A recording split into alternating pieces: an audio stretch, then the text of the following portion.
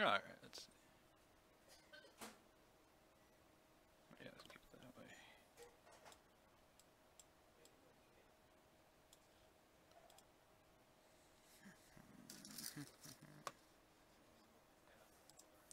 Alright, let's see. Let's get the music playing, shall we? Or the story.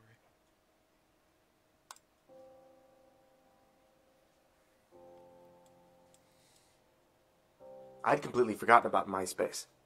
Like I'd forgotten it even existed. Never mind the fact I used it like a fiend at the peak of its popularity, and I had countless photos and messages and connections still there, frozen in time. So anyone could see what a disaster I was in my early 20s. A couple weeks later, I got an email warning me about some major hack that resulted in tons and tons of accounts being compromised. A compromise so severe that for some people, every shred, every bit, every datum of their personal information could have been stolen. Then I remembered MySpace. My early 20s was a bad time for me. I was dealing with a number of undiagnosed mental illnesses. Still back then, I never thought anything was wrong with me at all. I just figured that's how I was. I was a sad person. I was a volatile person. Not once did it cross my mind that I had a legitimate problem, of which potential solutions existed. Instead, for years, I bathed in static and lassitude, interrupted by bursts of rage and terror. One thing I was acutely aware of was how miserable I felt. Unfortunately, I had no positive outlets for that feeling. My creativity was non-existent. I couldn't write my way out of a bad mood or compose music to take the edge off my self-directed anger. Instead, when things were at their worst, I sought simple, hedonistic escapes. Sometimes it was as innocent and selfish as overeating or staring at porn. But when MySpace came around and a vast social network of people came into my view, my methods of escape changed. A total non-secret, but still unpleasant thing to discuss in polite company is how social networks magnificently facilitate the meetings of damaged people seeking others to help damage them even more. Within a week of figuring out and forming a rudimentary network on MySpace, I'd started looking for kindred spiritless. Before I could find one found me. Bethany. Bethany was unwell. Like me, she was a cutter. Unlike me, Bethany cut her face and her neck. Her skin bore a lattice of old scars and fresh wounds sprinkled with middle-aged scabs. Her frame was slight and frail. All her photos were taken from angles to maximize her bones, whether cheek, collar, or hip. Her message was simple. Can we meet up and talk? Her profile said she lived in a town 20 miles away, and I had a car, she didn't. I drove over that night not knowing what to expect other than probable sex, likely sobbing. I was right about the former, but not about the latter. Bethany was the flattest, most unaffected person I have ever encountered. The sex itself was brisk and clinical, and emotionless, in pursuit of mutual involuntary muscle contractions, nothing more. Afterward, we talked. Bethany was the product of 2 decades of ceaseless, hideous abuse. It began with her stepfather when she was a toddler and continued across multiple relationships before culminating in a suicide attempt and a 6-month hospitalization 2 years before we met. In the space of those post-hospital years, Bethany dedicated herself to the gradual process of self-destruction. Thanks for the help, she told me. It took a lot to surprise me back then, but the matter-of-fact declaration of Bethany's professed desire for a slow, torturous death took me aback. See, I stared at the fresh slices right below her hairline that she'd made during her trip to the bathroom after sex. A feeling I can only describe as intense respect and admiration filled me. I produced my pocket knife, I opened it, and while Bethany watched, I carved a thin, deep line in the flesh above my right eyebrow. The cut wept and trickled in a lazy rivulet down the side of my face. For the first time since I'd met her, a tiny smile lifted the edges of the scabs around Bethany's lips. She leaned forward, and with a gentleness I can only describe as angelic, she swept her searing tongue from the base of my neck and into the drooling wound above my eye. Right when the sharp sting hit me, she moved down and slipped her blood-bathed tongue into my mouth. And that was the first time I met Bethany. We grew close over the following weeks. When we weren't together, we were chatting on MySpace. She introduced me to a concept of physical intimacy I'd never even considered, let alone desired. But after our first night together, it was all I wanted to think about. It was all I wanted to talk about. And Bethany, for her part, was delighted to indulge me. Anyone reading our chats out of context would think they'd encountered a corrupt file consisting of meshed conversations between teen romance enthusiasts, gynecologists, and butchers. By necessity, our physical interactions, while intensely sadomasochistic, were tamer than that which we'd chat about. Months flew while we ratcheted up the intensity of our online discussions and did our best to follow our talk with action in the bedroom. But as time passed, we realized that we'd hit a wall. Neither of us were willing to do severe, lasting damage to each other. We'd cut, we'd burn, we'd bite, we'd dilate, but nothing permanent, nothing debilitating. And that began to weigh on our relationship. Following a night of spilled and leaked fluids and burned and bruised erogenous zones, Bethany told me what I'd both expected and dreaded. She needed more. I nodded and left. 5 days went by without either of us talking. I'd given up hope and slipped into that familiar, benthic depth of abject loneliness. The prospect of suicide was a bright, hopeful beacon of relief. On the 6th day, Bethany messaged me, "Please come over one last time." I was at her doorstep 15 minutes later. When she let me in, I saw why she'd invited me.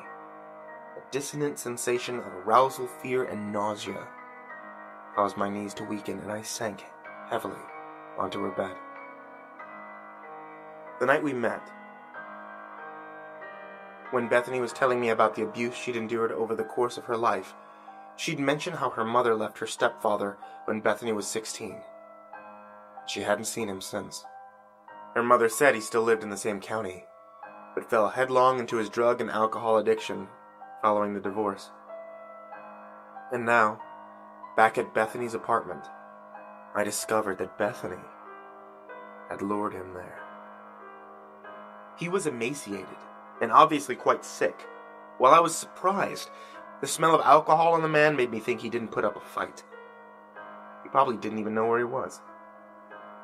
"You know," Bethany said, looking into my eyes, "we don't have any pictures of us together on our MySpace accounts. Everyone else in a relationship does. We should too." My heart soared. She still wanted to be in a relationship with me. As the man on the floor groaned and drooled around the sock in his mouth, Bethany sat on my lap in her computer chair, and we posed in front of her webcam. We snapped photo after photo, losing our clothes and inhibitions with each shot. My knife split her lower lip, and she bit through mine. We kissed with a passion I never knew could be possible, pausing every minute or so to take more pictures. I knew they'd be removed from public view by MySpace, but I didn't care. We'd still be able to see them privately. We were the only ones who mattered. We stopped, our chests heaving as we worked to catch our breaths, and Bethany started to caption the pictures. I looked at the man on the floor. Bethany, sensing that my attention had shifted, stopped captioning and followed my gaze. We both stared at the writhing, wretched molester and abuser. No one will miss him. No one will look. Bethany's voice melted in my ear like warm tallow. My mind raced through all the online conversations we'd had with one another. Fantasies that spliced bedrooms and arbiters, sex organs and offa. The raw savagery of my self-loathing, coupled with an intense sense of duty to Bethany. I wanted to show her how much she meant to me. I dragged the man into the bathtub and opened him while Bethany watched. I unpacked and unfolded that which he contained, feeling the weight and texture of each bit before passing it to Bethany for inspection. She considered every piece with her hands and eyes. The knife traveled over it all in intricate, discerning swirls. The mood was broken only once when the man had a moment of lucidity and was able to free one hand and tried to pull his parts back inside. I borrowed the knife from Bethany. A moment later, the stepfather would never try to grab anything again. Hours passed, and Bethany and I reshaped the abuser into a form that was no longer recognizable, no longer threatening. When the last portion was excised, we made quiet love among the debris. Our act was shrouded in peaceful silence, broken only by gentle sighs and the sticky coupling and decoupling of our crimson-kissed bodies. I'd never experienced such closeness. When it was over, we drifted into a peaceful sleep. Once we woke up, we did what we had to do. Following the 10 hours it took to clean, remove, and bury the parts where they would never be found, Bethany kissed me goodbye, and I returned home. That night was the peak of our relationship. We attempted to rekindle the passion through our usual explicit online conversations, recalling moments of that night in detail, which before experiencing the reality of it would have been more than enough to provoke our mutual desire. The provocation didn't come. The desire remained unavailable, and after another month, we stopped talking entirely. I attempted to contact Bethany a few times later in the year. When she didn't reply, I did a Google search for her name. There was a short news article saying that she'd been found dead in her apartment a couple months after we'd last spoken. It was ruled suicide. When I found out, I was less devastated than I would have been if it was closer to that night. But I'd sunk into a crippling depression since then. I was on autopilot. If I wasn't cutting, I was sleeping around. If I wasn't sleeping around, I was fantasizing about my own death, and there was only one more thing, something entirely different. While I wasn't devastated about Bethany's death, I was still affected. That one more thing was the burgeoning prospect that my life could change for the better if I sought help. I didn't think I deserved it, and I didn't think it could ever work. Still, I knew I'd never have the courage to give myself the death I so desperately desired. So on a whim, I checked myself into a hospital and said I was a threat to myself. It was funny, because as I said that, I realized it was the first time in as long as I could remember that I actually wasn't. It's been 10 years since Bethany. My life is entirely different thanks to medication and regular therapy. I'm married, I have a young daughter whom I love more than anything. My scars have faded, and my hope for death has been replaced with excitement for the future. And then a couple of weeks ago, I got the email about my MySpace account being hacked. And why am I saying this? Why am I telling you this? Because 2 days later, I got an email from some Croatian domain I'd never seen before, and it was in broken English, but what it said was clear. It contained my full name, my current address, and the names of my wife and child. It also had pictures of me and Bethany, along with snippets of the conversations that we'd had together. And at one point in those conversations, toward the very end of our relationship, Bethany specifically said that we should go back to Sunflower Point to see what the worms have done to Henry. Whoever sent the email had a picture of Sunflower Point. But why am I really saying all this? I don't expect sympathy. Why would anyone feel sympathy for me? A person who brutally killed a helpless man and has gotten away with it for so long. Because whoever sent that email has a demand. They're going to stay quiet. It's not money. As payment for their silence, they want that, quote, sexy thing all the customers are dying to taste, unquote. Attached right below the demand is a picture of my 3-year-old daughter.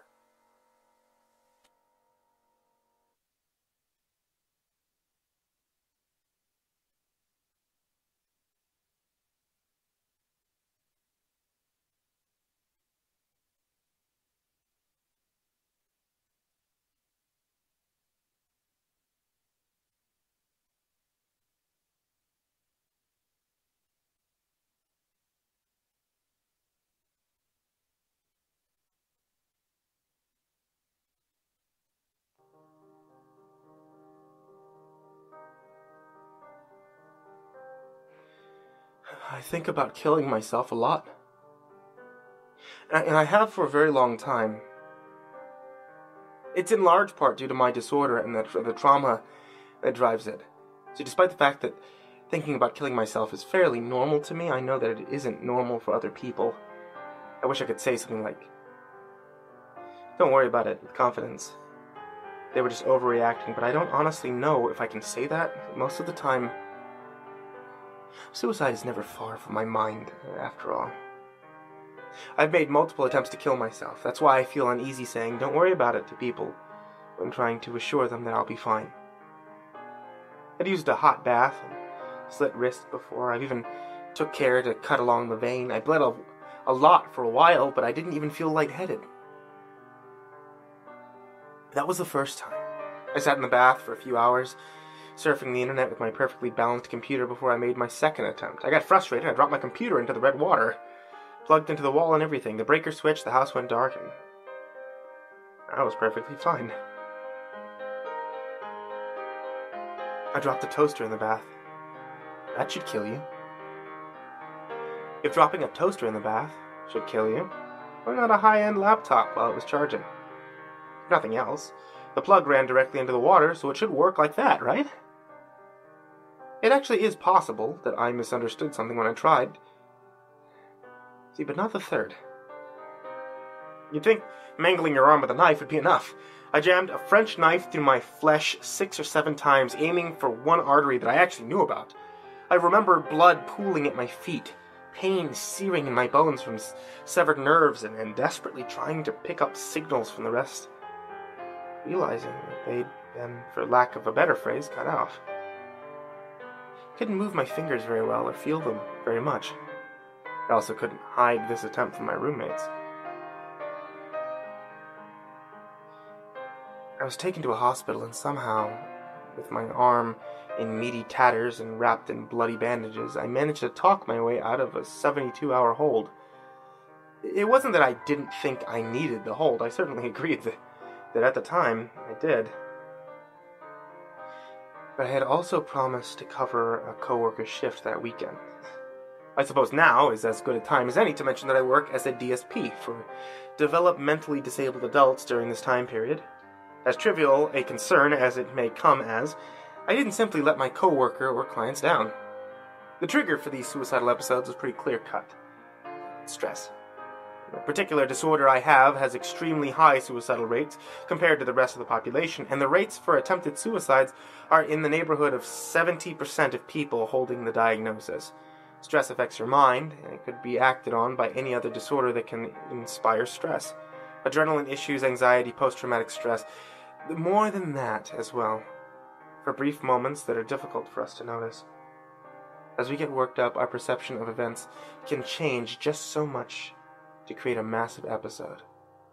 Self-harm, destructive acts, and of course, suicide. It's a little scary to know that if I have a particularly bad day, my brain might decide to start a chemical reaction that prompts me to actively work against my own prosperity and survival. I've gotten better at resisting it. Better, but I'll never be cured of whatever this is. I think my most recent suicide attempt was what drove this home for me. After failing to bleed to death twice and avoiding electrocution once, I tried a more painless method. I swallowed a few bottles of sleeping pills. Bottles. I was trying to be absolutely sure that I'd overdose while asleep. I remember that I laid down sometime afterward and drank a little bit of water. My thumbs twiddled. I rolled over and stared at my wall. Tears welled up in my eyes, and a smile laid across my face. It would end. All of it would end. And I would be so happy.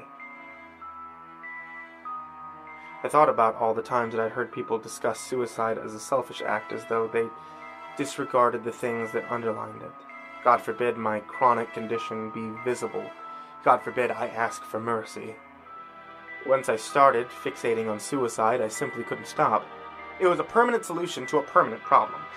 One where brain chemistry would have to always be tempered by will and effort, and my only acknowledgement for feigning wellness was a pat on the back. Yet, if I showed the symptoms of being sick, I'd have my entire life taken from me. I elected that I would be the one to take my life instead. I decided that I wouldn't drain anybody else's resources any longer. I wouldn't be a burden to myself. They'd be free, I'd be free. These justifications drove my resolve as the darkness crept through my vision and overcame my sight, and then there was nothing. There was stillness. Everything was black. And then there was something. Something I didn't comprehend. Then I was awake. In my bed. Pill bottles empty next to me and not dead. I started to cry, big sobbing tears. There was nothing quite like going to sleep, secure in the knowledge that you won't be waking up, and then, against all odds, you wake up. The outside world still continues on, and that part's fine because you know that it would, but you're still there. I was still there. I worked that night. I had plans that day. The weight of still being rolled down my shoulders and crushed my back. I struggled out of bed, groggy but not otherwise harmed. As days would pass, it would prove that I had no brain damage or other obvious side effects. The keyword is obvious. It was a few weeks later when I had my first in a series of very vivid dreams. I dreamt I was floating in the sky above a desert, but beneath the clouds. I wasn't frozen in place. I could move just fine, aside from the fact that my position was fixed to this single point in space. I heard a loud noise from above me, like tons of metal scraped and screeched together. I turned towards the source of the sound, rotating to face the clouds. At first, I saw nothing. And then suddenly, the clouds opened up. I saw the tip of something golden breach the sky, and as it emerged further, the sun sank behind it. The sheer size of what was falling was overwhelming for even the sky to completely behold. Its tip surged towards me, and I winced as it collided. My eyes opened wide as I screamed and coughed into the darkness of my room. Something wet, thick, tasting like iron bubbled out of my mouth. I didn't need to turn on the light to confirm it was blood, but it wasn't as though I was in any condition, too. My chest had a literal hole in it. I confirmed it with my hand grasping at my heart. Blood trickled out of my lips down my chin, and as the shock settled in, my legs grew weak, and I stumbled over into the wall. I'm certain that it was this combined with the blood loss that knocked me unconscious. I woke only a few moments later. The darkness well settled while the smell of blood was still settling. I felt the pain and grasped at my chest again, finding only that sticky wetness coating my torn shirt and my body completely intact. I stood up in a daze, not of blood loss, but of confusion, and stumbled my way to the light switch. There was no way what just happened transpired, and the light would reveal the truth of the situation, but it did happen. The blood stains from my sheets to the floor were the proof. I threw open the door and ran into the bathroom, panic rising as my head started to feel hazy from fear. I was covered in blood. Some crimson speckles dotted the upper bit of my face, but bloodstains cascaded down my chin to my neck, and then just below that bit where the blood faded into the fabric of the neck of my t-shirt was more blood, darker stains all the way around my neck and the top of my pants, still slick with my own gore. In the darkness of my house, I made feeble attempts to stifle my own screams, squawking and squeaking quietly as snot and tears choked out of my face. I fled back to my room, the smell of iron or perhaps even copper hanging in the air. It was blood, my blood. I was smelling my own blood as it polluted the room. I shriveled in the corner until morning. The dawn peeked through the blinds inquisitively, only for me to shut it out frantically. I can't rightly recall how long I spent cowering as my own fluids congealed and decayed around me. But I don't imagine it was for very long for my roommates to discover me. The few people I talked to probably grew concerned quickly. I made it the business of my closest friends to know my suicide history, and if I ever get silent to check up on me. I'm almost confident they checked on me before the end of the night, but what they found was a scene from a horror movie. I struggled to recall much of what happened next. I was hospitalized fully and completely. I remember pills and tests and questions. I don't completely remember being released. I just remember that one day, sort of snapping back to myself at work, knowing what I needed to do and remembering relevant parts of the day previous. Details were scarce. The blood in the room was confirmed mine, but they found no possible explanation of what had happened. My roommates were still in the house, but it wasn't for long. They explained to me that after the incident they had discussed the issue with the landlord, and she was allowing them to move out without incurring penalty. I, however, was meant to stay behind. I was somewhat glad they were gone. I felt awful for whatever it was that happened, as though it had been my fault in some way. I knew that probably wasn't true, but they experienced something genuinely horrible. And I was still the center of it, unwitting or not. But even that said, the reason I was glad that they were gone was because I had been through something horrible too. But where they had each other, they set me aside and laid the blame on me. I'd rather have been alone in that hostile environment. Before they left, they were sure to tell me that I was on some weird demonic shit. Shortly afterward, news of what had happened reached my boss. Now, they weren't particularly thrilled that somebody who was suicidal and potentially violent were around their vulnerable clients. I understood why they made their decision to begin a slow process of letting me go, but while I didn't begrudge them for it, my resolve to kill myself only intensified. And I just cut the shit and I quit. I didn't know what happened to me, but it wouldn't happen again. I had bought a handgun. Not the most powerful kind, because I'm not made of money, but one that would do the job if I shot myself in the right place. I was through with the games. There'd be no failure this time. I would succeed. Everything would be alright. But it wasn't alright. That night, after I had loaded the gun with a bullet and reaffirmed my conviction, I pulled the trigger. I was greeted to the sound of nothing but the hammer clicking. Only to see that the bullet didn't fire. A dud, I presumed. I smiled wryly, chambered another round as I braced for the second trigger pull. Again the hammer clicked, but there was no result.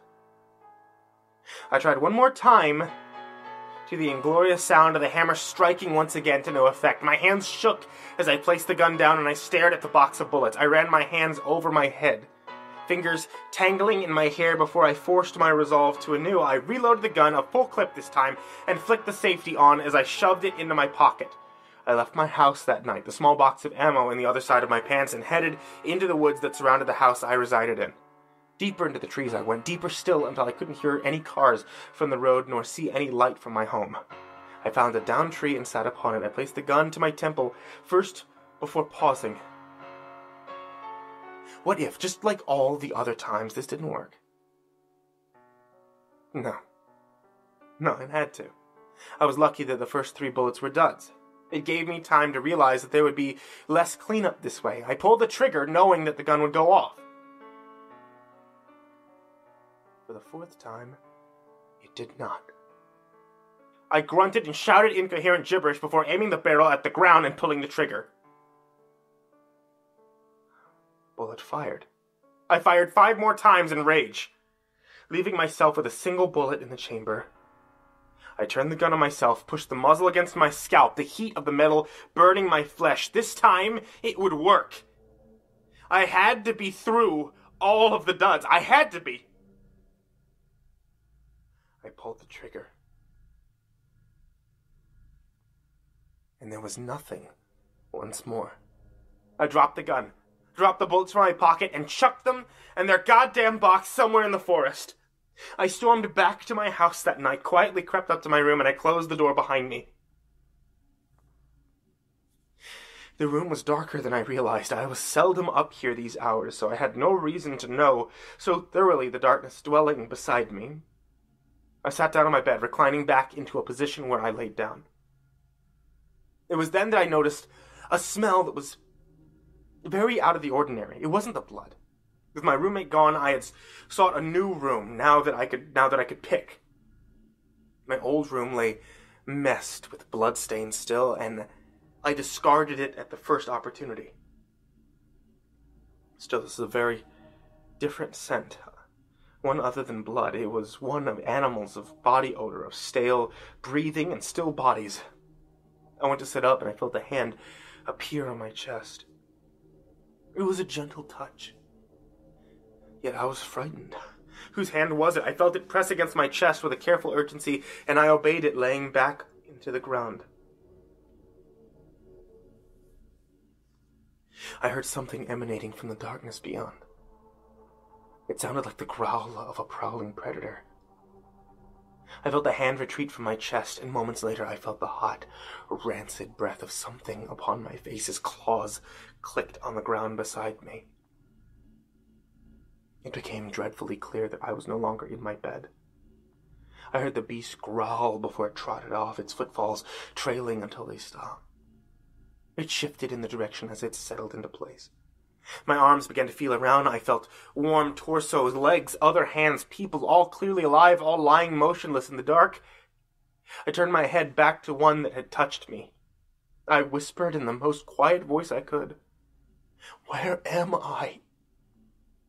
In response, the thing in the darkness bounded towards us, and I felt its teeth clamp upon my arm. I started to scream as its foot pressed into my chest, its claws sticking into my meat and my bones cracking. I awoke again, covered in blood.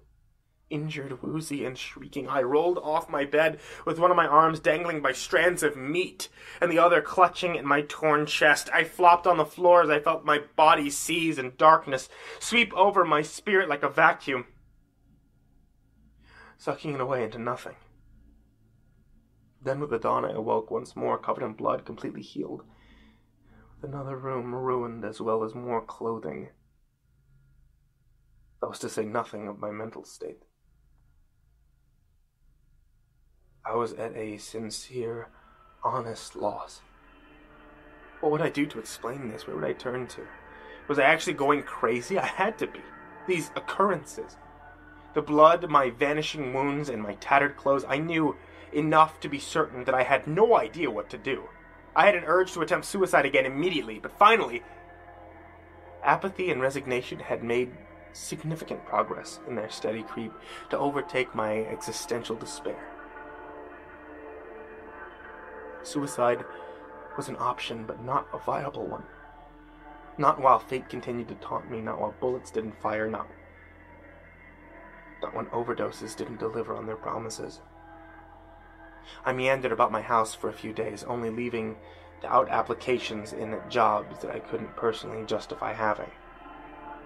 It felt insincere to have been wishing for death amongst these people. I felt it in their expressions and how they conveyed their perceptions and read experiences. There was an emptiness in my heart, and it led to my superficial sincerity. I felt them inhabiting some middling existence they had managed to find happiness with, maybe not consistently, maybe not a whole big lot of it, but their days weren't filled with any other undercurrent of self-loathing so powerful that it could drag a ship down into inescapable depths. I watched people move around me day in, day out for another week. Myself merely a hole, shaped like a person hiding out amongst real people. I picked up a new job fairly quickly as a cart pusher at a local supermarket. It wasn't ideal, but it would work. I would endure it until I might find something better. Not that I had the particular motivation to look. It was the end of the week where things changed for me yet again. I was a fixture in the parking lot, a constant that was expected, but whose specific absence would not have been noticed by customers. Sometimes I wasn't noticed by people in cars either. I'd have plenty of near misses before, but never had somebody so inattentive as to actually collide with me. It was all so quick.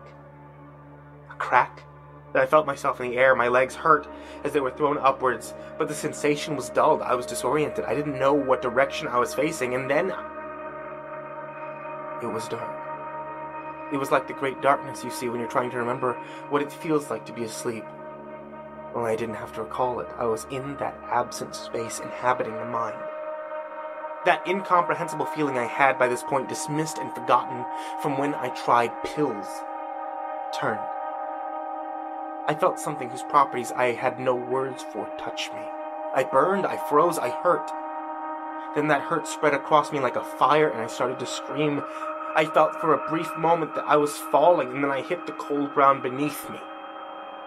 I was not in the parking lot when my eyes fluttered open. I was somewhere entirely different. A city, to be sure, but not like any kind I had ever seen. For starters, it seemed to be made mostly of gold, with gems and other precious metals comprising the most minute details. I couldn't place the architecture. That's not to imply that I'm an expert on what other cultures made things look like, but it wasn't something obvious to me. These buildings were triangular, jutted out of the ground at varying angles. They looked like crooked tombstones. With the way that they loomed above me in the sky, I could see the sun, but not a single cloud in any direction.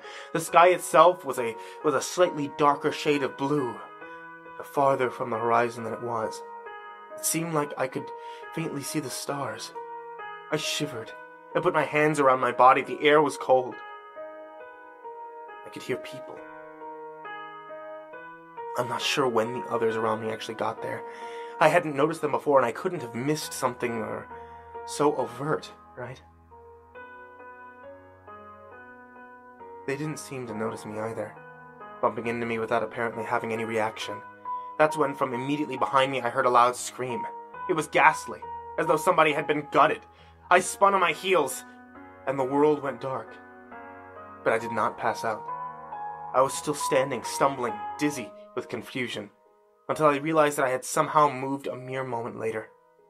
The screaming was louder in this place. I could hear wet noises and low growls that sounded unfortunate amounts of familiar. I smelled body odor, gore in the air. I felt the air enter my lungs in shallow breaths.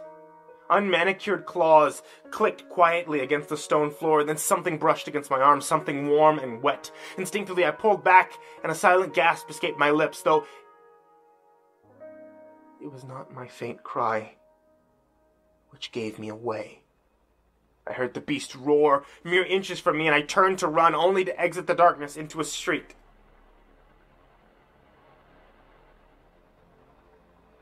I did not intentionally stop running. It was only after a few seconds that I realized the danger had passed, and I plopped down on my rump. What the fuck was happening to me? I hugged my knees to my chest and felt with one arm the fresh blood that had been wiped under the other. I was standing again, and in tears from shock and horror, I turned around and I saw a door before me. A big metal door to a small building. It had no windows, and inside of it I could hear the screaming that I had been hearing. They were markings scrawled upon the building, a language that I couldn't read, but I watched those symbols bend and twist themselves into new forms, into English. I could read words now. This building was simply called Chamber of Lions. Apt if my experience was true, I put it together, a dark room full of people with hungry lions. It sounded like a Bible story that I'd heard when I was really young. David and the lions, only David doesn't get devoured like the poor bastards inside. Was it a sacrifice of some kind? I heard the rattling of chains, and I turned around again. My eyes fell upon a contingent of 3 guards, with a little boy bound in rags and chains. His hair was long and unkempt. Hanging over his eyes, I couldn't see his face, but I could read his scars like a map of tragedy. Cuts, gashes, stab wounds, and more were all clearly visible on his arms and legs. His torso was bruised, and overall he looked harshly battered.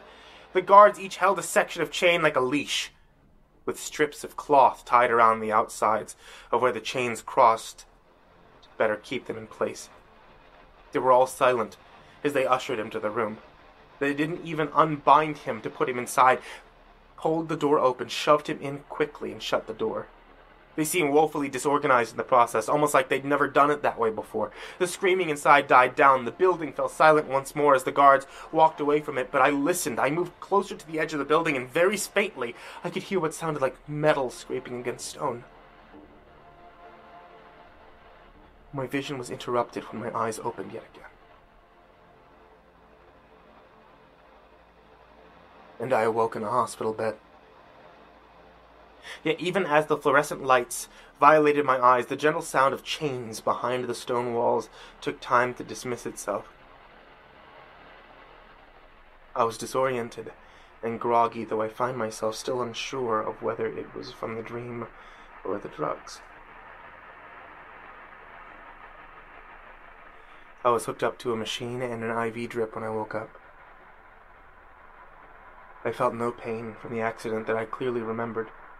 My legs were in a cast, but they didn't hurt and I could move them.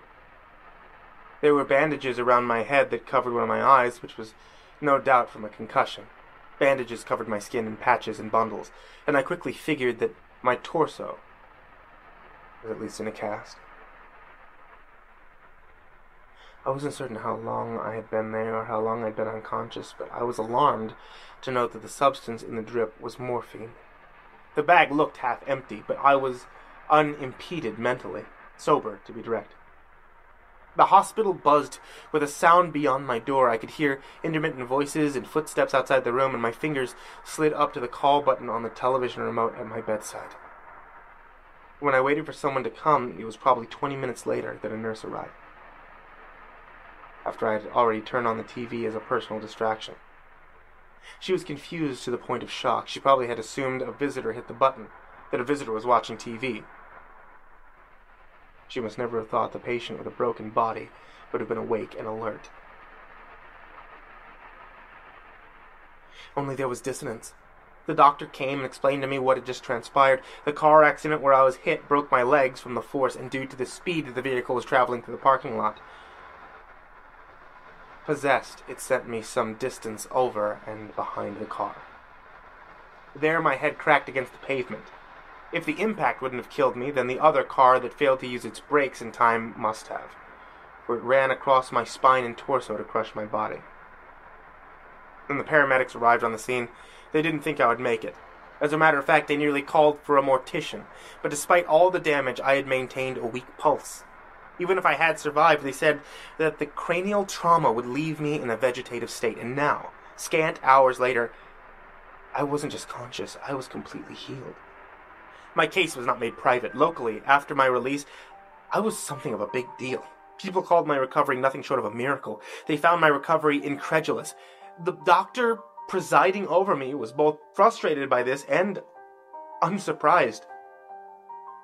His reasons were a shock. As it turns out, I was not the first case of this, whatever it was. While it was relatively new and exceedingly rare, he revealed to me that in the previous year alone, there had been 47 reported cases where people not only survived from terrible accidents, but made miraculous recoveries. I was flabbergasted. Now at my home, I sat with the information that he had given me. One of the first people affected with this condition was asking to hear from others with it. The man was himself a doctor, and he was researching what had been happening. I was nervous as I held the paper in my hands. My phone sat on my coffee table, still and silent, and the red sun crept over the horizon. A few shadows that it cast into my home as the light faded were long and jagged.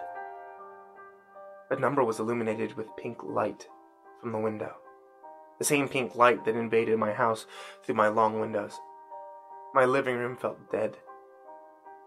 I was a living legend locally, but my roommates, my friends, refused to even speak to me when I called them after. I had needed a ride home, but to be so flatly rejected, my heart stung. I was isolated. I could never know when my next torturous dream would come. I apparently had become unable to die. And worst of all, I was still suicidal.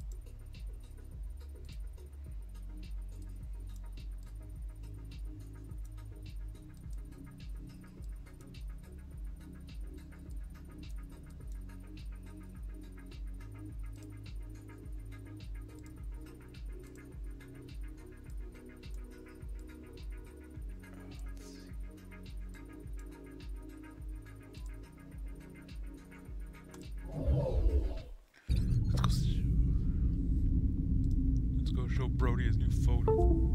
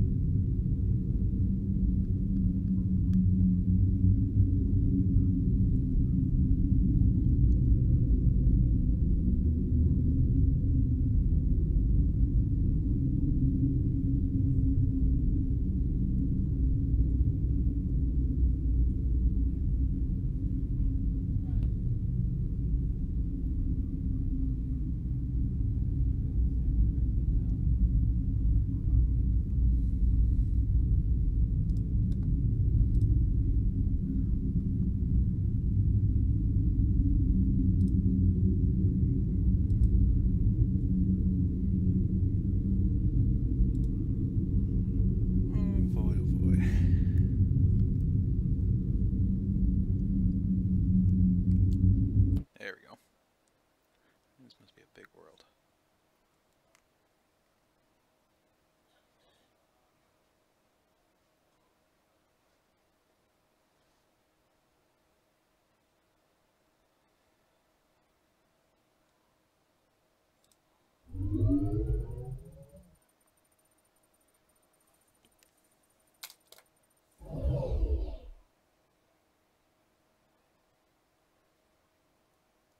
I went down there last time. They have like an art museum down there. Brody. No, Here, I just updated the jukebox with your image. Oh. On this side. Towards the... I'm on this side? Yeah, you're right under Rick's photo on towards the top.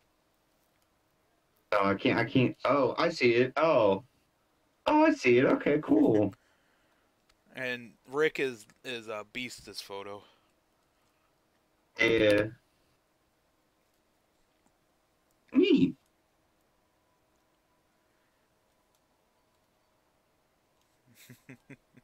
I don't know where everybody else went. This is wild. So how many people is this now? There's a lot of people on here. Well, the names are on the back, so I'm like, I lost count after 100 or so. Well, Yeah, it's like right around 200, isn't it? Probably, because I like it right before this.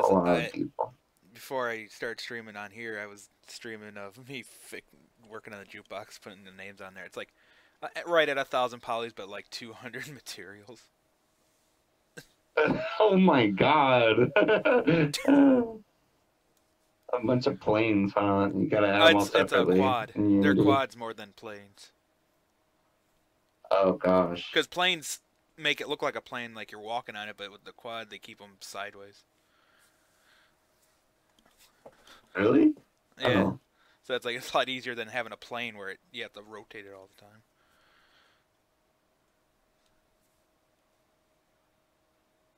Makes sense. And that's just the outside, because I have few inside too. I got like the 3 on the inside.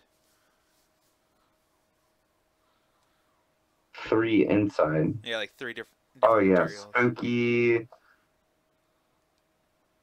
A broken diamond. There's a Nuggies in here. Nuggies is on the outside and the inside. And you said broken diamond. What do you mean? If you look towards the top, there's just a diamond I put in there. That thing towards towards the That. top. That Oh. bluish. Oh, that's what thingy. that is. I thought that was like the jukebox light or something. I don't know. No, it's just a diamond. Okay. I found one and I'm like, I'm gonna put one in there. Yeah, fuck it. It's my heart now. Hey, dude. I woke up this morning still drunk. Oh, not even this morning. I woke That's up at true. 3 p.m. still drunk. Yeah, I'm tired boy now, dude.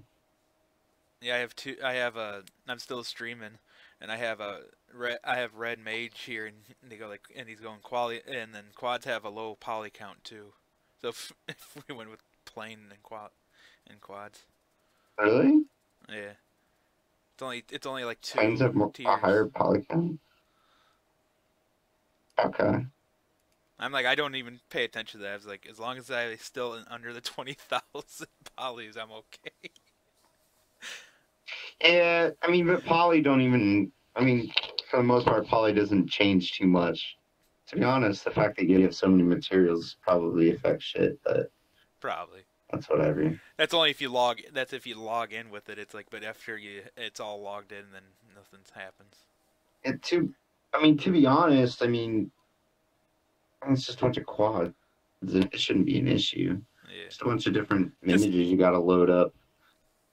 It's a very slow process. It took me over like maybe 45 minutes so far to do it. Yeah.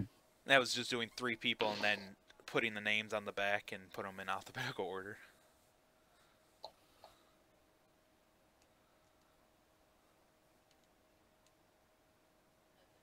And there's a bunch of people on there. I think I have only like 3 or 4 pictures of groups of 2. Hmm? I have maybe like 2 or like 3 or 2 photos of just group of 2 people. It's a bunch of streamers and whatnot that he puts on there. Going crazy or something. And other people who I just bump into then ask to be on there, and I put them on there once in a while. There's about 3 people out of the streamers that I never got, and one was the Morgan Freeman guy. He didn't want to be on it. Really? Yeah. What's his name? The Khan. Great Khan. Khan. Yeah. Khan didn't want to be on it? Why not? I asked him, would you like to That's weird. be on here? Because he goes like, what's the conditions? Like, you just have to be my friend, that's all. It was like, that's what I told him. And he said no? He goes like, no, I'm good. I'm like, okay. It's kind of a jerkish thing right there, I think. It's kind of something a jerk would do. I've run into him a few times. And then Chip's on there. I'm like, I bumped to him, but he was just too confused of what I was doing here.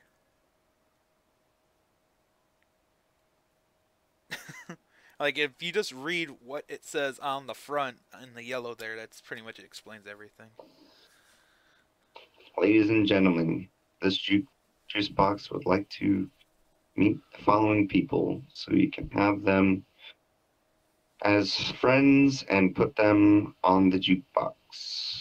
If you know these people, please help. Jukebox. Thank you. Yeah. Nintendo loved it. He's like, this is original, folks. I love this.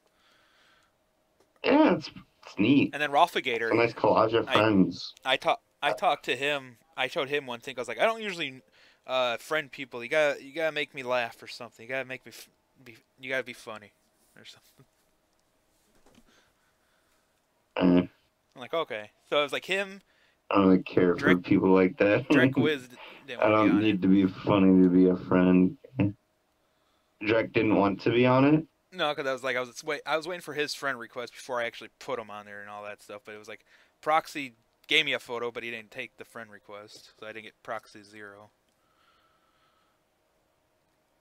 Went through like 3 different people through a Discord, and that's how we got the photo to me.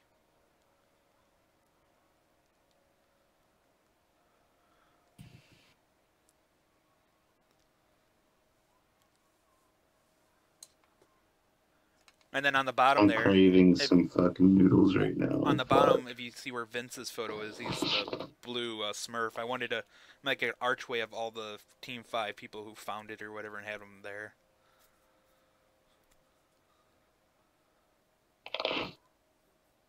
So that's why I had Is whoops that and all those. that's Lele right there, right? That's Lele's? No, Lele's on the left that- side. That's Fap God on the far way down in the middle there. Oh. What is Fap God Team 5? No, I changed the Team 5 logo I had there, and I just put his photo there because I wanted a photo there. So I just went, eh. So it's like, Okay. that's what I started out as, and then like now it's just putting photos there. I did have Lele as a friend, and then I looked the other day on there, and I'm not friends with her anymore. Eh.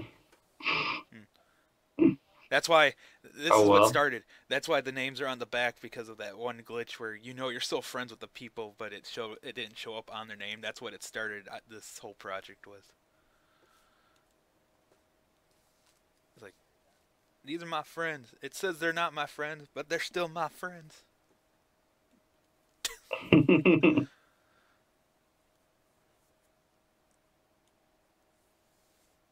Wild.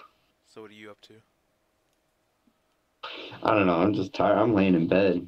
I'm just not doing much. I didn't know this had blue and green. That's kind of cute. I don't know. Is anyone still here? Or did they all leave? Oh, they're all still here somewhere. They're still here. One person the one person in my stream or whatever says you can add exactly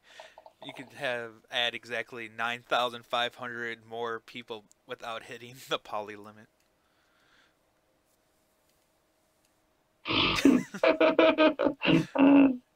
It would have to be very small photos just to probably put on the back. Probably wouldn't even notice it's a fucking jukebox anymore. It's just a bunch of pictures. Well, I couldn't find a fridge to do like magnets or whatever, so I'm like, the jukebox is the best thing because I have a whole list of music. Hey, this is B. Welcome to my world. God damn it.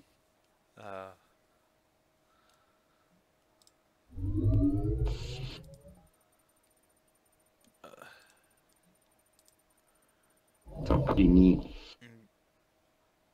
Alright, let's see. Go this way. I'm not gonna be able to find anybody. This place is big. I don't think we're gonna find any. What kind of a fun house is this? It's Wait, are they still even here now? It's updated. It says they're still here. It's not as many. Just gonna go through that door. Used to, because I think. Oh, it's just this door. Oh, there's Gord. we found. We were looking for you. Oh, come on. Follow me. They're right over here. We were just here. I may be lost too, but I'm not. We were just. We're going backtrack. We're I'm pretty backtracking. sure we're both lost. I'm lost. I'm lost. Downstairs. Oh, these are new, aren't they? No. There's one more door down here, I think. Nah. These doors, all these doors are weird.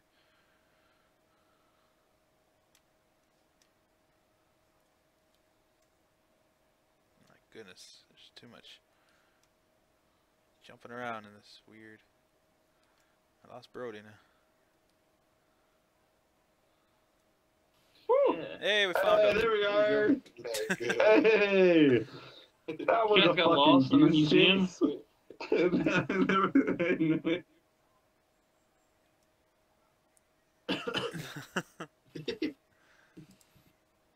Maybe take off your helmet. I hate this world. It's No. too many funhouse doors. Back up just a little bit.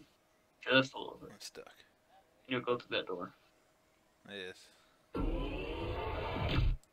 Want to see a magic trick? Watch this. I'll disappear. Oh, we just came back. No nano. No naner. No. That's bad. Stop that. Bry. Yeah, shoot it. No naner. Stop it. That's bad. Chicken noodle soup only. Well, Brody, I've been summoned somewhere else, so I'll talk to you later. Alright. Peace out, dude. So, dude. Make it rain.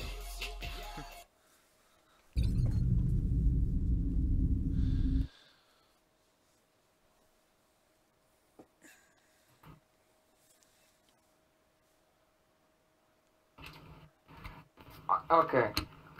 You can tell that it's not her actual voice. That's what's annoying me. She just... It's not her voice. Yeah. It's a lot deep set like mine is. Hello. Yeah, that's what's annoying me. Hi, 19. Hi.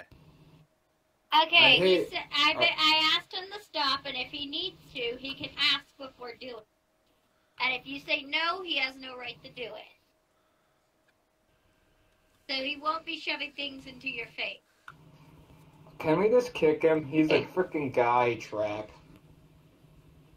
Right, Actually, probably I can't, not. You don't understand. I can't kick people at random, because if they happen to be a good person, it They're could not be a good bad. person. They're being a...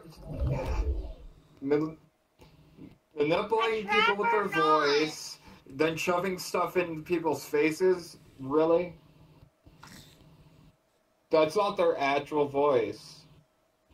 I don't care if it's their actual voice or not.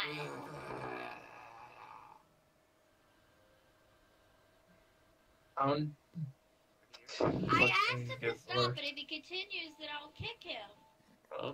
As simple as that. I wanna I'm not kick gonna kick Mr. people Robot. at random. Hello, Mr. Robot. Hello. I didn't say kick everyone. I just Oh, said yeah. I'd kick him. Yeah, but you don't To be understand fair, the Diva difference is a that chick. when you- Hey, I have a question. Yes. Well, when I have a you question. kick Yeah, people, but... Would you like to? I got a gift for you. Would you? Do you want it? and if they Sure, get why Yeah, not? people, but the they mods will don't do ban you. shit. Actually, Right. they do. Right, they I'll take don't. Billy. Because I got kicked. Okay, you can either pick Billy, Never. this knife in your chest, or this, or this on your head. I'll take Billy never over got the a bear mod trap. on me. Never. Right, I've So talked they don't look at those to... reports. Yeah, I had to listen to him for Ron, 10 look at hours. me. I have Ron as a friend. He's told me Ron's a he's liar, piece of shit, because he No. sucks. I wouldn't mind Oh, if he's the one from Aqua Teen Hunger Force. Why do we still have that? Wait, watch it, watch Why do we this. still have that? Wait, when he sees that booty. Brian's Huh? talked about a ton of stupid shit. Fucking lame. It's... Hey, Dan, Yeah, watch this. We see it on the Watch this, screen. It, don't stay. Yes. Oh, sorry. I found look nice today. I was with my We'll best see. friend thing at pits. Usually. Fun. That's very Alright. well. Hey, 19. Hello. Brian's becoming agitated over the smallest things. I don't know, he And invited he's me act- into this like, world. I should start. Yeah, I don't understand what's wrong with him lately. He's being highly agitated, acting like I need to kick people he doesn't agree with. 1985, what's up, dude? Not much Hey, blue. Hey, Bray. Right. Okay, That JB, would reminds you me be of still one for a thing. moment? Yes. Come with me, buddy. So it looks funny. It's like, have you seen those things about someone having an arrow How you going doing, through their head? Palpatine? Sorry, I was streaming. Hey, what's up? I'm just trying to think of ideas for a new avatar. Watch. Music decided not to. What are you up to? I was streaming working on the jukebox, and I just continued to stream into What do you want to look like? this. The one I'm wearing right now? Yeah. Okay. This. No, Huh? it doesn't even Well, work. no. Mannequin-esque. There's no vice themes in What? space or eye You want to tracking see and all it? the stuff that the dance is Yeah, I see myself and I. No, No, I mean, what I look like under the Sorry, my brother just walked in. I know it doesn't even have hands. That means don't even say If you anything. look underneath, I'm wearing headphones, hold on. There you go. see what they're wearing. Did you configure it to be generic instead of generic? It has been, I already talked about everything. I don't even know what to talk about anymore. What is it called? It's like just awkward now. I just stand there and listen to everybody talk. Yeah. I'm a man. Like always. I'm a man of think so. I don't think so. Or I actually had a bunch of stuff, like topics. Kana. I was about to What? stalk everybody. Hi. Okay then. It's a good conversation. Damn. What's new? Backflip. I've been playing Osu and Warframe. Uh, I've been progressing. Nice arm. But not so much Osu. Fucking Osu makes me want to die inside. If Osu wants to make you die, buddy, then don't be playing it. Playing it simple. But I wanna. I'm a masochist. It's Buddy, okay. play Stepmania with 8 keys active. Then tell me of torture. Osu's enough torture. Okay, how about this? How about this? how you doing, Death? Yo. I can't. Okay, how about this? Okay, How about you? how about Not this? much. Adding just more To the people chest. at jukebox. Yo. It's just a Oh, now. Why aren't you using your jukebox? Nope. fully. Because people keep looking at it and they always ask for songs, but if I'm streaming, I don't want them to get the muted part on Twitch. Ah, okay. Yes. So that's why you're doing the whole Roblox. Pretty much. And then I use You this. know what you should do, man? I like this. You should do Mike the TV from Reboot. Just to fuck up remember to have that whole 99, 99, 99. 99, 99, 99. And then here's the first version. I put a light on it so when I go to maps, Aim it at me. maps I Aim it can at see. me. What's this? Yes. Pull the trigger. Do it. Or if we're doing Chris Hansen, I go like, "You want some milk with those cookies?" Stop shooting me. Please shoot him. Please shoot I him. missed. Shoot him in the nuts. So that way he doesn't give any more offers. Yup, yup, yup, yup, yup. Who's Well, he buzzing? has any more You're- offers. you're- We're gonna have too many fabulous divas. What the? Really? By the way, This is divas. liberty and freedom right here. bless America. Because your voice is very deceiving.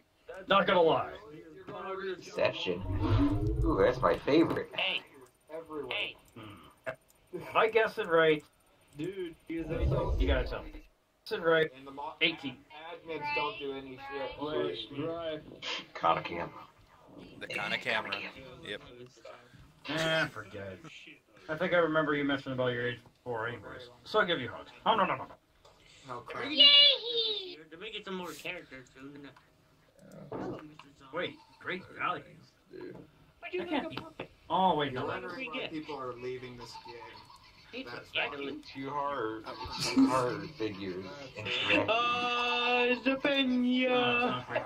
Pennsylvania. Okay, you wanna die? Yeah. Would you? He's okay, already turn dead. around. He's undead. Well, Oh my god. there you go. Look absolutely Nice.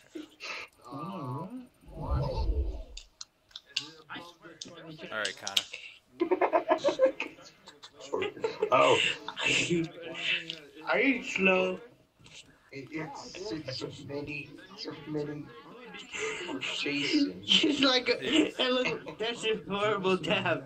It's like You can't say anything. Honestly, I agree. Doesn't matter because they don't. Look, fan, it's a mini Jason. Look at him. Because if kill the fire. No. Attack it. every person for a poly count. Attack the monster. React his foot. I got you a friend.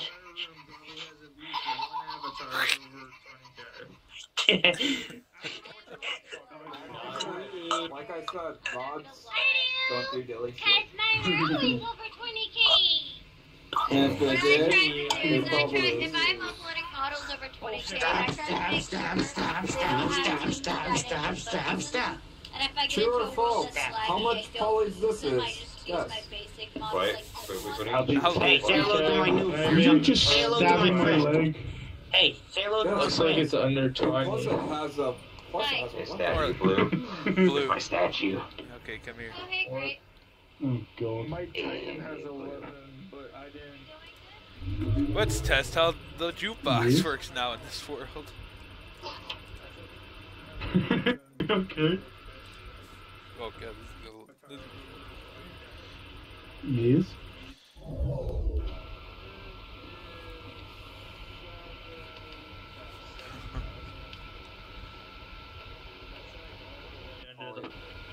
Bro, I can hear your PC or whatever going ham. Sounds like a jet turbine. He's really coming to America. He's playing on the airplane. That's my PS4, dude. I bet you could cook a steak on that PS4. Yep. Dude, as soon as I get a job, I'm gonna get a fucking PS4 Pro, dude. And keep this one for parts or a spare. What version of the PS4 do you have?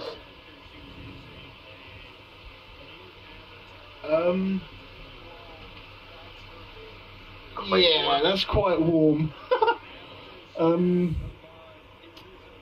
I have the first shape unit, like the first one that came out, the big one, the thick one. That I have that, but mine's the Star Wars edition.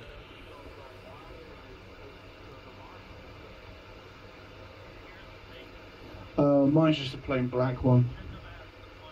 Yeah, mine's the Darth Vader edition that they made. This is a lot of additions. Nice. Fucking.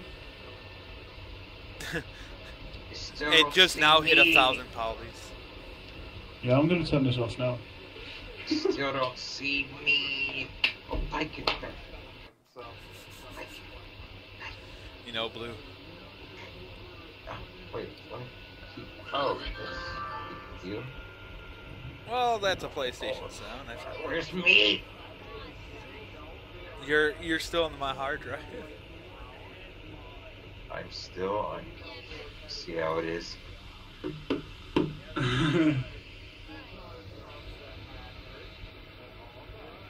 Yeah, I have a Twitch. The picture is literally this character.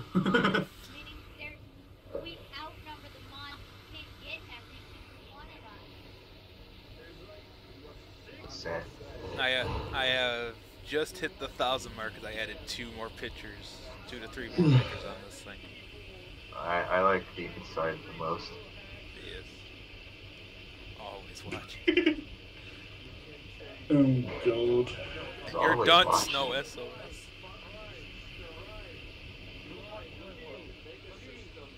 You're still there, Palpatine. I can't see. There's too many pictures. Let's see. I'm getting an invite from Oh, somebody yeah, named Jay Jr. I bet it's for the talent show. I see it. Yes, it is. Yay. Always for that. It's always for the talent show. Jay Jr. Always. always gets for the talent show. It's a glitch job. It's glitchy sometimes. If I got any smaller, it would be good. This one. I'm switching to this one. Hey, magic trick. Everyone has a crash. You make myself disappear. Taco, some ink, Kana, Squeaky, Sugar, Droke, Swy, Kel, Thingamabobber, Savvy. Savvy's crash gun. Listen to me. There Have you got Jay Jr. as a friend? I listen. Who? Jay Jr. I'm just saying. Why? He's a guy on here. He always has like a talent show like every Saturday. No. Cause like I always get an invite from Why? him. Cause I always get an invite from him to something, and it's always to that talent show world. And 7 months that are actually trying to work their ass off to help us. But there's over 70 million people playing this game. So. Oh, what's going on over here? Two tiny katanas in one place. You gotta outsize them. Come on. I mean, there's a chance I could get smaller, but I'd like to be able to change my avatar sometimes. You kinda can. Same stupid shit you're streaming is applies to them as well. Never played it that often. Right, what you're screaming about is every problem every free game has. Hello. Yeah, really. I'm talking No, about it's this game. So I'm gonna go. Yeah, it's always had Jay, I'll be back. stupid hackers.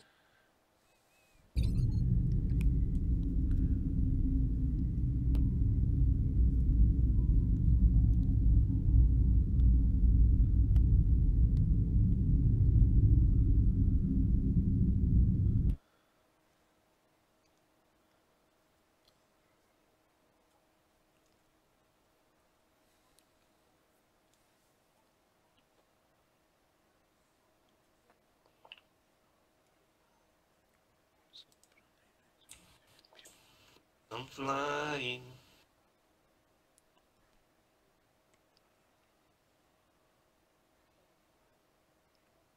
Jay.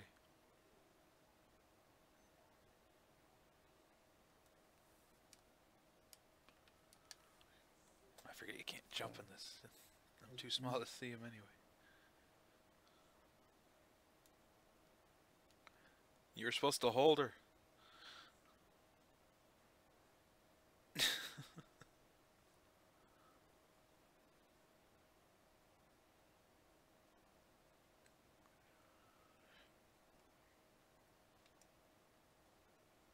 Yes.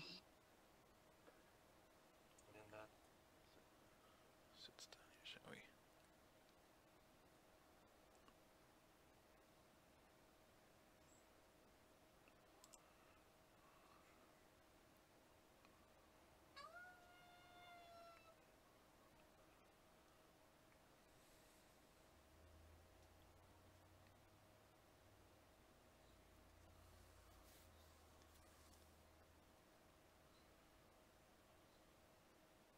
Oh, he squished me.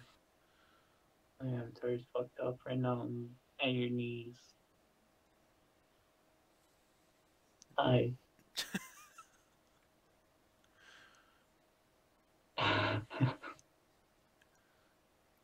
Hold up, hold up, hold up. Who just laughed at me? I know you, so you get free pass because I haven't seen you forever. Let's go. You got leg trackers, you cool. Why ain't you stand up for me? Oh, where'd Jay go? I'm right here. It just caught me cool.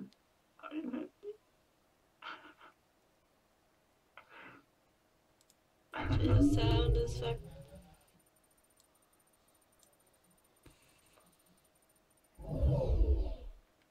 Hello. Hi.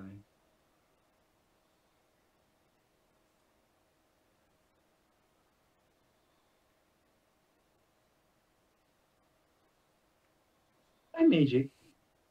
What the fuck? What? What? You are so small. He is. I'm not so. Damn, you can't just come up to me and say that to my face. I got a soul, I got a heart too. Wait 1 second.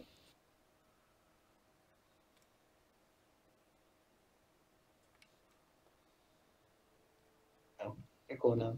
You're with us. A tiny Nanachi. Now, what about you, huh? Why you so tall? What's your excuse? Hey, Hey, thanks. These. I like that one.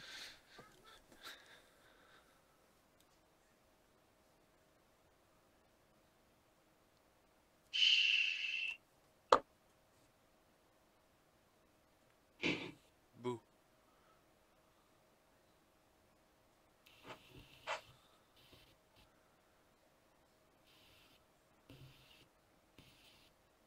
To me, you look like a normal size Nanachi now. You might want to stand up. You're getting a little heavy to hold.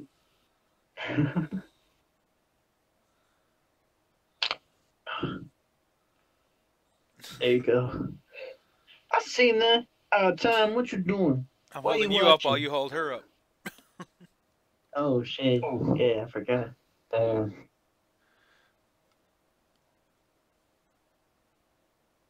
How's it going, Daz? What? That's not this one. Mm-hmm. It's not. Mm-hmm.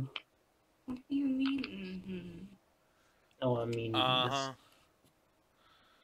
I mean, I can switch to that one if you really like want me it. to. That's the way. I like. There, I'll just chill with this one. This could be my new main. Yo, do me a favor, call her Des. Small. It's very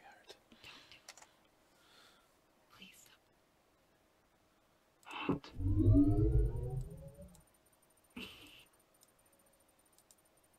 What you just say? What did you just say? Nothing. Hey, Pluto. Yeah.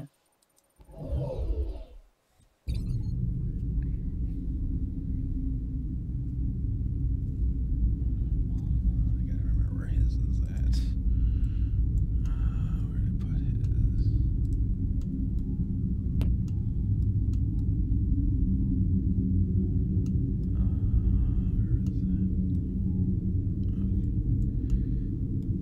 Yeah, I'm gonna switch his image and we're gonna put that in the front there.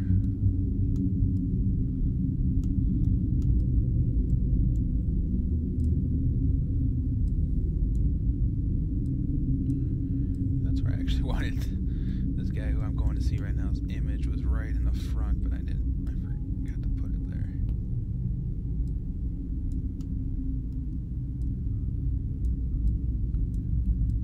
This would have been perfect right where that spot is, so we gotta rotate it by 100. There we go.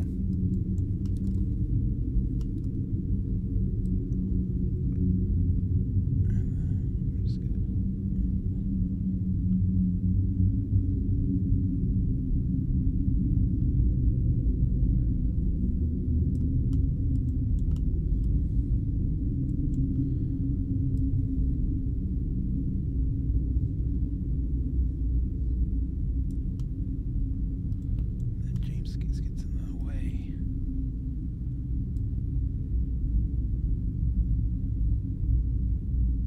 Okay, slowly there. There we go. Now we can fix the jukebox.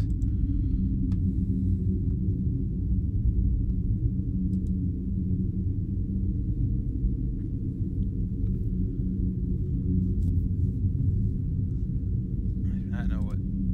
Okay.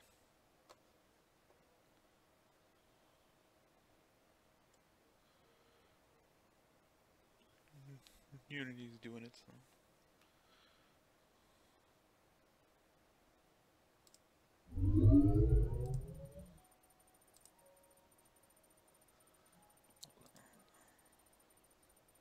What are you doing to me?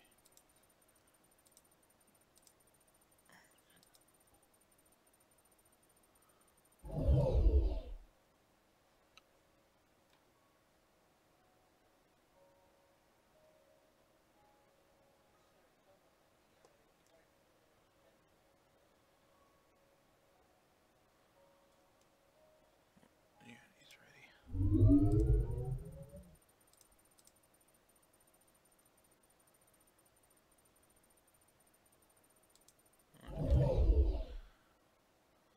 Unity's uploading now.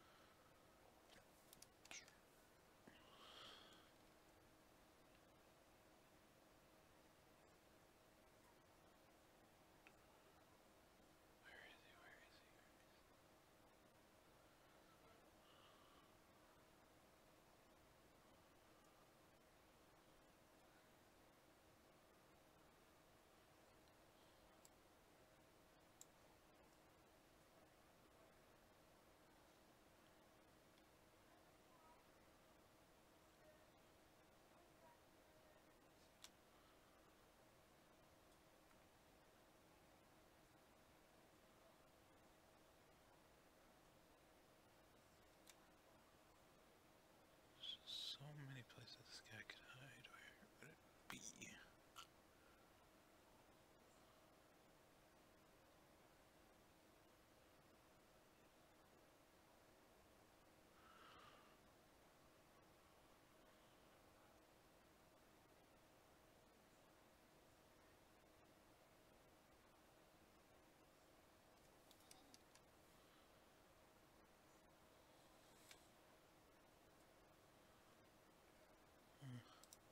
Oh, I'm not even here anymore.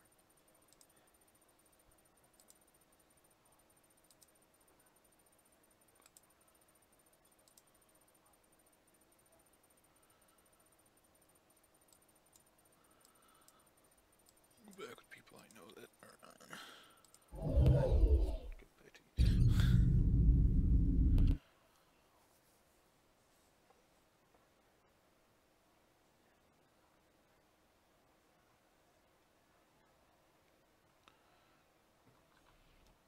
I don't like fighting.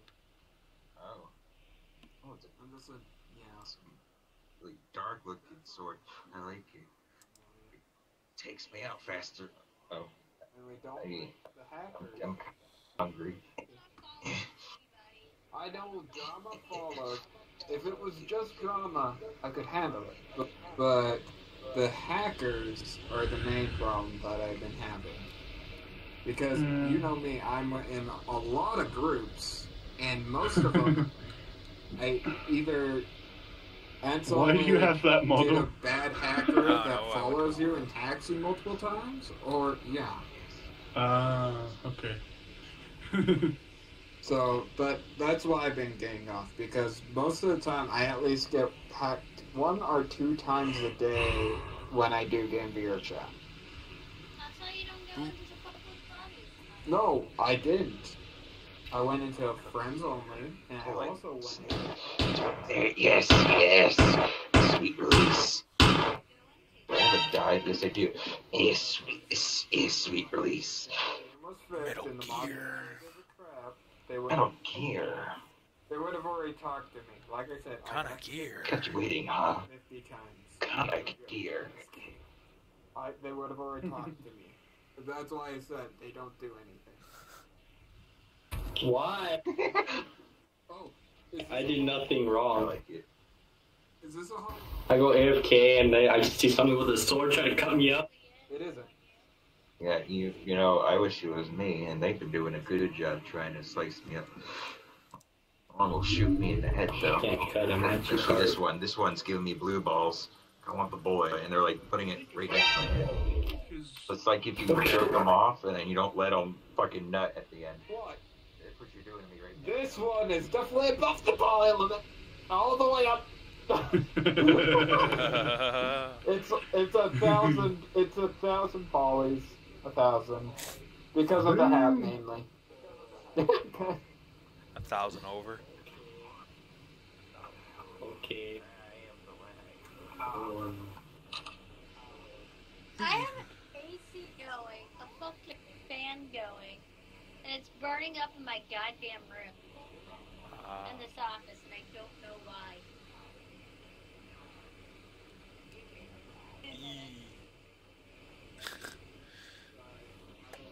I'll be right back.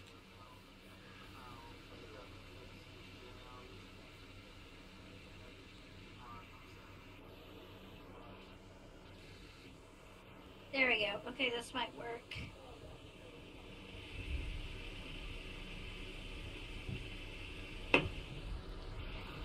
I must dog him. I must dog. I'm hugging him. Hug the 1985.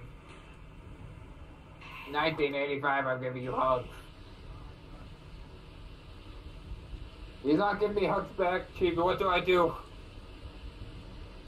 What do I do? What do I do, Chibi? AFK. He's dead. Let's give him the popsicle. Let's give him the popsicle. You gotta give him CPR. No. CPR! Not that. You gotta do math CPR, Gun that right? puts hot lead through my head. No, I don't do that. I'm sorry. No. Connor might ask him. Hot lead. No. No, not fake lead. I want real lead. Through my skull, through my brain. No, it's the wrong kind of lead. What did Hostess want? Hey, what are you looking at, dude? Do you see what's going on here? I saw that. You're laughing.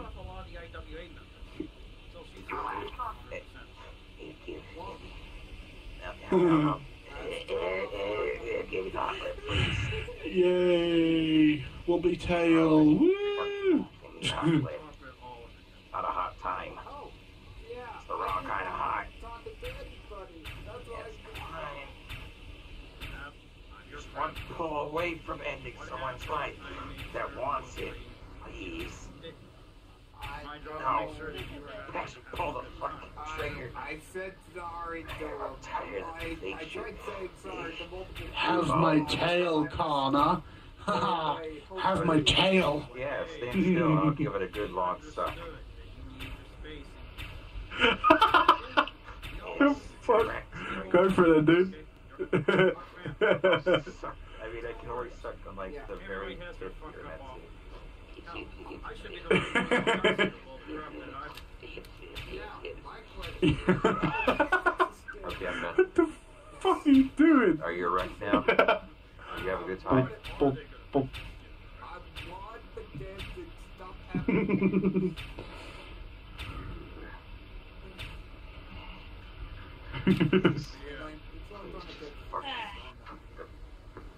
It's my head. Hold the trigger. No, not to my mouth, to my temple. Yes. There you go. Now pull the trigger. Please. I want sweet release. Oh, not you. Me.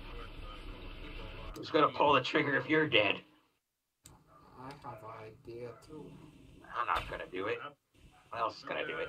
Well, my gonna be you. idea is Pull the trigger. learn how to code. Yes. Help And them me. out, fix out their I want fucking you code, and me. and then have the hackers be confuzzled on what the code is. I see in your visor. You know you want to end me. Oh. I don't know how to code. Not you. Me. You're not giving me sweet release. Makes me sad. I know you're part of the FBI. Gotta give him that sweet release. Yeah. Trying to end me. That's what the FBI are good for. Ending people. You know it's true.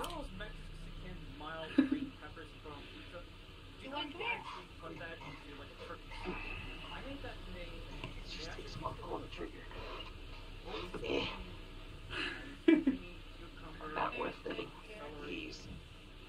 Back to my head. Stop blocking me. Your ears are flapping. It's like you're about to take flight. You'll just take flight. You'll be like, I have to go somewhere. You just start flapping your ears and you fly away. Chibi. Hi. Hi. Hello. Hello. Now if you're to pull the trigger, Goodbye. you definitely kill me.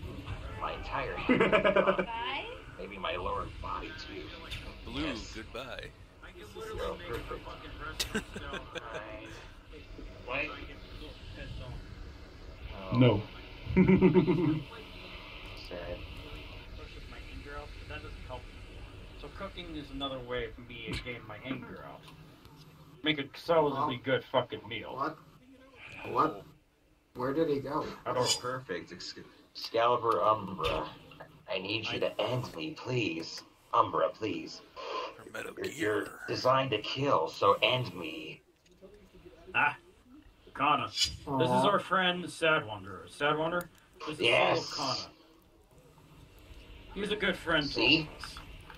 See, Neko? Right. Fucking... This is a good friend of mine. The Umbra knows how to This is kill. Kirasama's Okay. You know, you can have some more fun, stress-free Take fun it. if you join Take it all the way up there. I told you I'm not afraid of battle. I would try to do I have more. both. Okay. Both. Hey, are you Deadpool? Umbra will radio hell you, and then Going to you'll kill you never just be because able to you said attack. that. Give me a radio hell, Umbra.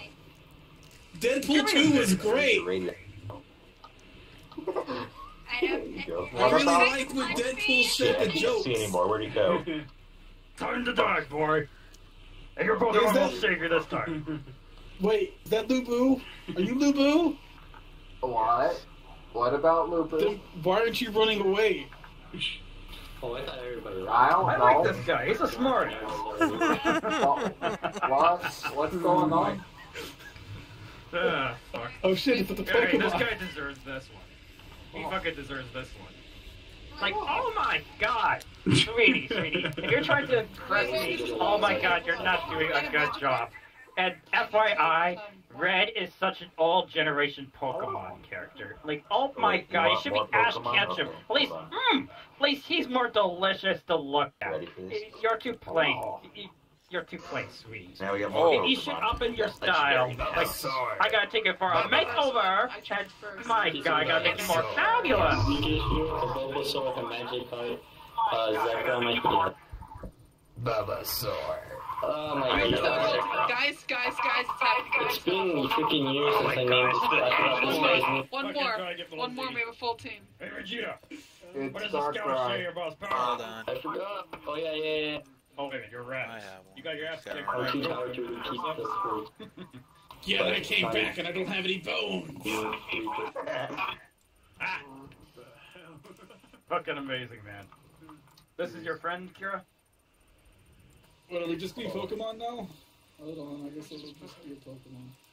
Yes, join us. I'm about to make it even more. Get out of my face, Reshiram. Wait, hold on, I can have a full team right now. Who the fuck just called me restaurant?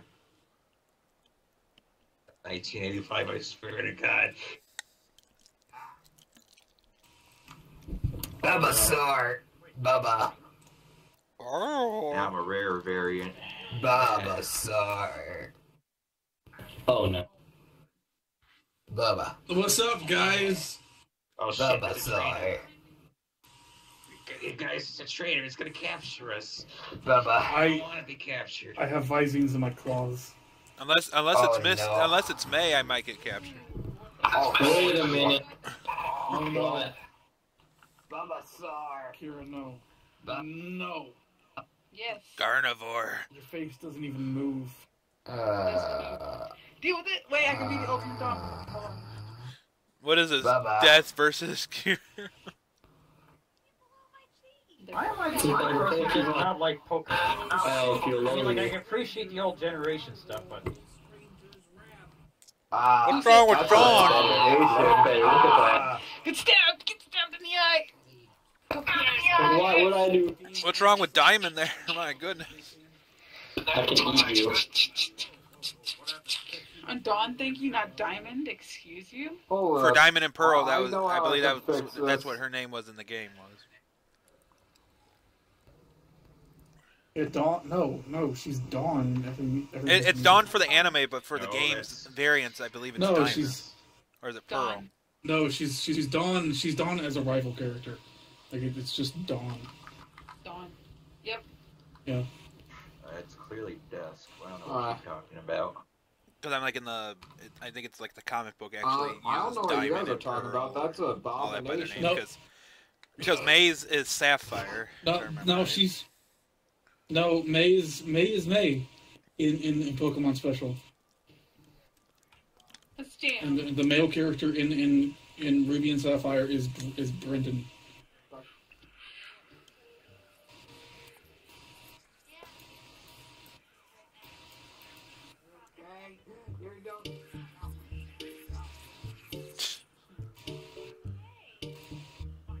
I'm tiny.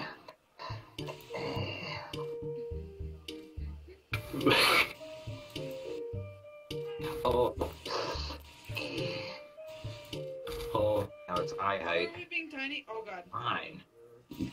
I can just eat you. Yeah. I want to be tiny too. Hold on. Hurry up. now you gotta load in. I want the big Shit, trainer. No one ever will. Load in, load in. Bum bum Load ba-dum. in, load in, load in. Okay. There we go. I think my Cheeto God beats this trainer. Okay, that's better. Cheetos. Oh. Oh. Oh. Hello. Bum, bum, bum, Hello. bum, bum, bum, bum, bum, bum, bum.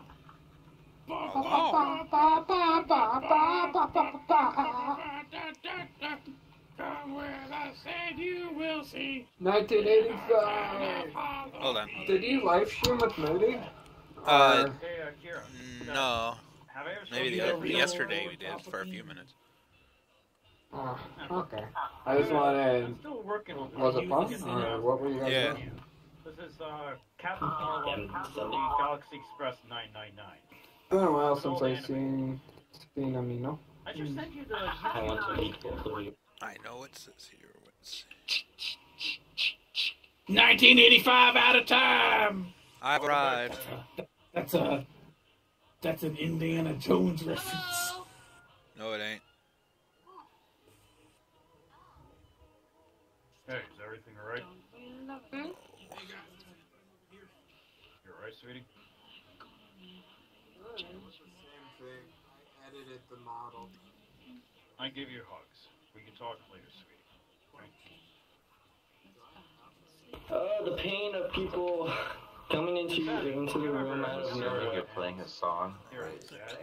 Like, you have to cut people off because I have to mute my laptop, and then I have to turn around and just, like, get them to do whatever they're trying to do. Okay, so that's his name. So she must be platinum. What? What was that? Oh, there's a Saudi in you. Nope. A wild Saudi. Okay, that's her. That's her thing. Okay. Oh, no. I also made it. Oh, yeah, I see your hair. That's. I was right. Now I'm big. Do you have Pokeball headset? Barry, not Barry. Bry. Bry. Yeah. Yes. Ah, something's up with their eyes. What up? I was right about Dawn. Her her manga counterpart is platinum because Pearl was the dude and Diamond was Barry. Mm-hmm. I'm proud of you. The dude is proud. The dude is Brendan. No, his manga equivalence of that is Pearl. Okay, you sent me the film. Okay, you know there's a whole lot of mangas out there. Just the Adventures, the Pokemon Adventures one. There it is. Oh, okay. I think it's Because if you like look at the Avengers or whatever, you had Sapphire and Ruby, and Sapphire was May's equal to that. Well, no, she should do her own thing. It makes me uncomfortable that he doesn't have a dick. You can do her own thing, but make sure that you don't overexhaust yourself at work. That's all I ask. Kira. Just do the best you can, okay? She needs to learn her limits, and she doesn't learn. She doesn't try. Yes. It's the Pokemon manga's equivalence to Dawn. Her name was Platinum. I think he's wrong. He's wrong. Okay, that's... Oh, it's Excalibur Prime. That's the anime version and the game, but to the manga equivalent to that was Platinum. Because Barry was Diamond and the dude was Pearl. But I have chronic insomnia. Ha ha ha ha. Then you stay up until it's too much and then you sleep. Here, Google The for bottom Pokemon line is, in the Savvy, you do Pokemon whatever wiki. makes Look you up Platinum and it's Shut up! Shut up! I just looked it up. Shut up! I am right, ain't I? Even if you are, people will still call her Dawn. I know. Everyone calls her by a different thing. So Because that's why Red is pretty much Ash Ketchum and Blue is Gary. Damn. Well, I mean, Red and Ash are not the same person. I know. At all. No. Yeah, no, that's totally. Because if you look at the game of Gary and Blue, they had that same thing. Because Green was actually her own character. Gary and Blue are based on this. Gary is based on Blue, yes, but Satoshi Ash Ketchum is not based on Red. He's like an independent. And they had that for and then they had that for Emerald and Silver and Gold. They had the girl model and the guy model for that. I don't think you understand. Oh, did you know that there's 2 separate universes of Pokemon? And the separate Pokemon I made Rice angry because he just looked up Dawn's equivalent to the mango. Hold on. Actually, if we're gonna be real about this shit, there's now technically 4. Oh, is there 4 3 separate now? ones. Yeah, I no, didn't there's know. 4 because there's the books, okay, which are much more graphic. Well, no, and, not even that. No, insane. not even that, Kira. No, listen. Kira, There's the no. books. Just the shush, Game Boy Rice, games. Rice. No, all the games that take Stop, place stop, on the system take place in the Stop. same universe. All the systems are the same thing. Any No, game no, is its own Heart game. Gold. Stop. No, Stop. Heart Stop. Gold and Soul Let me Silver Rice. Let me finish my thought. I'll mute you. Stop. Okay. So, the book Dang, is you're one. the king of Pokemon. The book is one.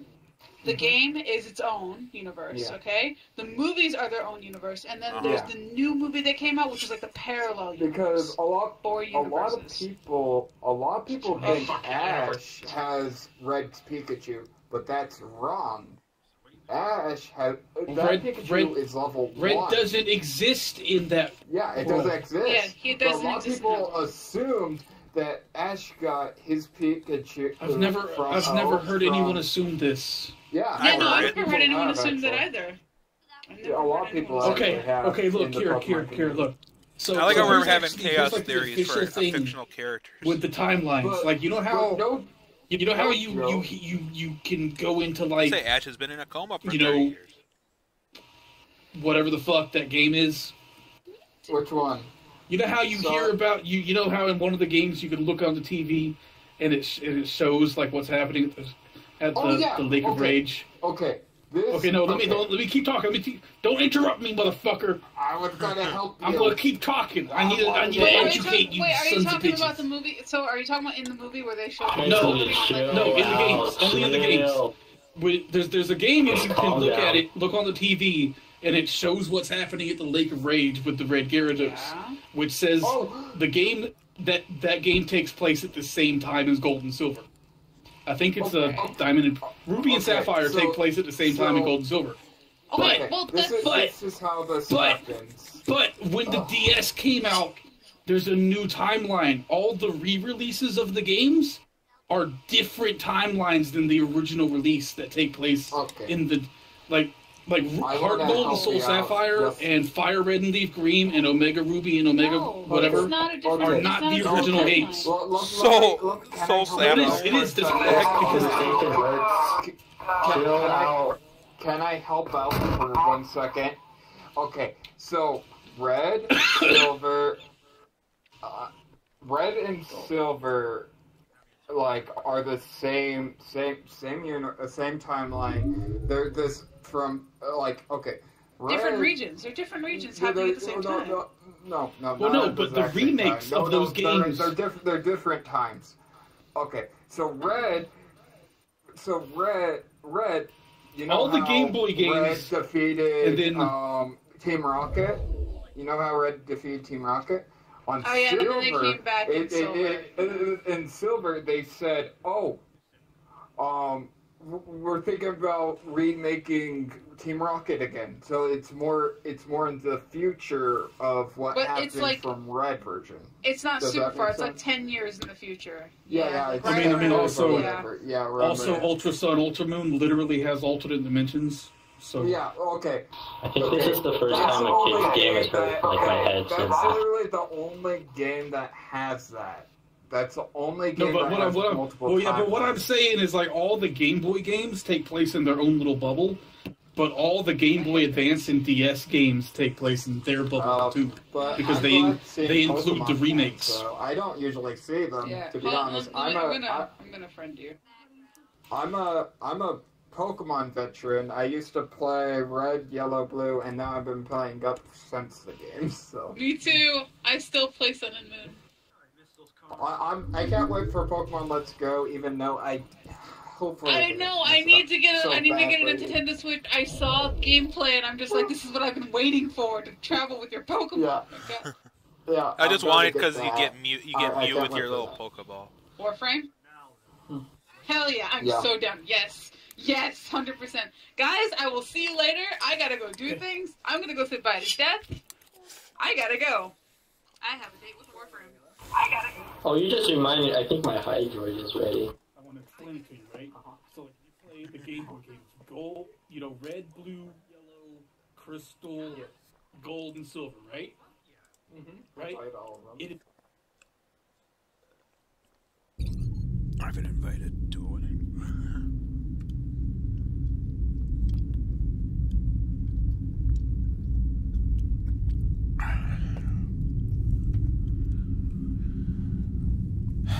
Okay.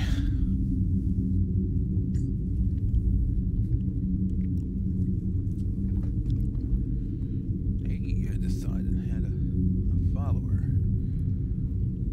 Well, it was gone.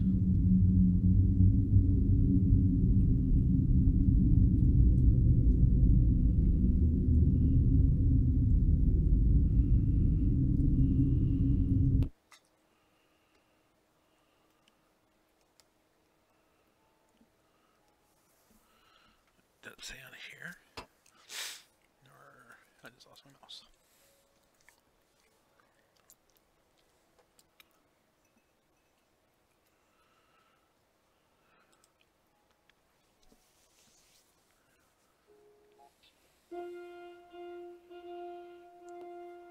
Click on the door.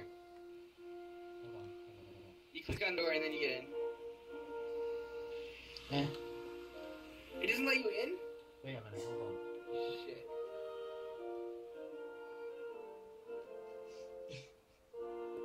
So beautiful. What tell it? She was so excited. She'll be back. She'll be back in a little. It's okay. We can get everyone to sit in that time. Yeah. Hey, thanks for saving me a seat. If he was outside and has a tank, he cannot get in. That is a shame. Hey, please take a seat. Oh, what's up, King? How's it King, going? please We're take a having seat. shotgun wedding Chaos. today. Chaos, you're in charge of getting everyone to behave, okay? That's your job.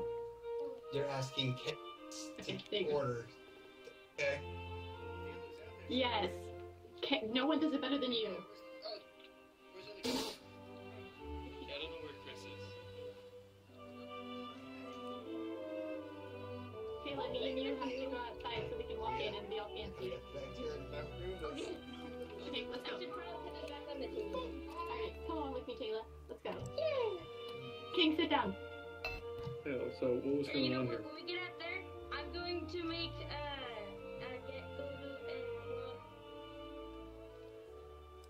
I want to stop the one on this side. So just follow Twitch.